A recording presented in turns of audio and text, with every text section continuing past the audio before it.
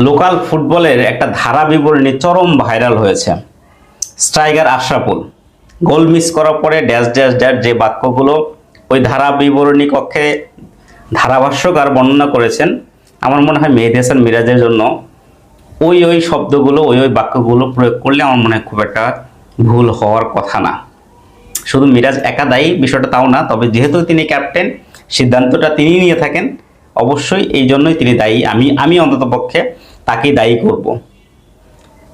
পুরো সিরিজে 3বার টসে জয়লাভ করে 3বারই ফিল্ডিংয়ের সিদ্ধান্ত, যেখানে প্রথম 2টা ম্যাচ 141 রান তারা করতে পারে নাই, দ্বিতীয় ম্যাচে 247 রান তারা করতে পারে নাই, তৃতীয় ম্যাচে হারানোর কিছুই নাই। পজিটিভ অ্যাপ্রোচে যদি টসে জিতে ব্যাটিং করতো বাংলাদেশে, আমার মনে হয় বাংলাদেশে ক্রিকেট ধ্বংস হয়ে যেত না। এই সিরিজটা যদি পুরো হোয়াইট ওয়াশও হতো জিম্বাবুয়ের বিপক্ষে, বাংলাদেশে ক্রিকেটটি ধ্বংস হয়ে যেত? আমার কাছে মনে হয় না।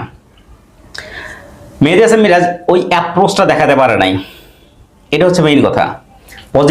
পজিটিভ অ্যাপ্রোচ, আগে ব্যাটিং করবে। জিম্বাবুয়ের বিপক্ষে আগে ব্যাটিং করার সাহস পাবে না, এই ধরনের ক্রিকেট কালচার থেকে বেরিয়ে আসতে হবে।